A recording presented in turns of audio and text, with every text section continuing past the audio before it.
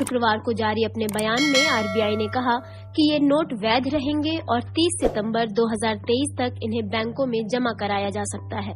बयान में कहा गया है कि लोग 2000 के नोट अपने बैंक खाते में जमा कर सकते हैं या किसी भी बैंक की शाखा में जाकर अपने नोट बदल सकते हैं। हालांकि अपने बैंक खाते में जमा करने के लिए कोई सीमा नहीं तय की गई है और इस पर मौजूदा कानून ही लागू होंगे। आरबीआई के नए नियम क्या हैं? 23 मई 2023 से अपने बैंक खाते या किसी भी बैंक में नोट बदले जा सकते हैं।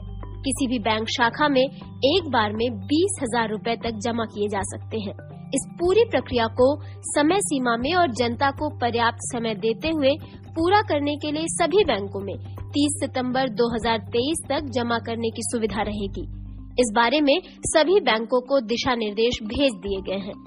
आरबीआई ने बैंकों से नए 2000 के नोट जारी करने पर तुरंत रोक लगाने को कहा है। आरबीआई ने कहा है कि इस बारे में और सवालों के बारे में जानने के लिए इसकी वेबसाइट पर जवाब भी दिए गए हैं। आरबीआई ने ये भी कहा है कि आरबीआई एक्ट 1934 की धारा 24(1) के तहत पहली बार 2000 के नोट नवंबर 2016 में जारी किए गए थे। आरबीआई ने कहा है कि तत्कालीन 500 रुपए और 1000 रुपए के नोट बंद किए जाने के बाद अर्थव्यवस्था में मुद्रा जरूरतों को पूरा करने के लिए 2000 के नोट जारी किए गए थे।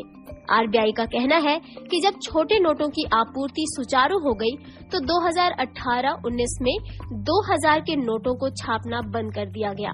आरबीआई के अनुसार 2000 के 89% नोट मार्च 2017 से पहले जारी किए गए थे। इन नोटों का सर्वाधिक सर्कुलेशन 31 मार्च 2018 को सर्वाधिक 6.73 लाख करोड़ था। नवंबर 2016 में एक रात अचानक प्रधानमंत्री नरेंद्र मोदी ने 500 और 1000 रुपए के नोट बंद करने की घोषणा कर दी। फिर सरकार गुलाबी रंग का 2000 रुपए का नया बड़ा नोट लेकर आई थी।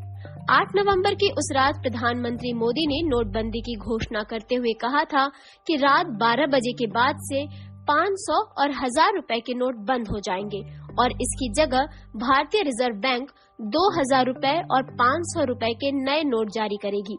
हालांकि बीते सालों में 500 का नोट तो खूब चला, लेकिन एटीएम और बैंकों में 2000 के नोटों की किल्लत पर सवाल उठते रहे। साल 2021 में तत्कालीन वित्त राज्य मंत्री अनुराग ठाकुर ने बताया था कि आरबीआई ने साल 2019 और 2020 में 2000 रुपए के नए नोट छापे ही नहीं है।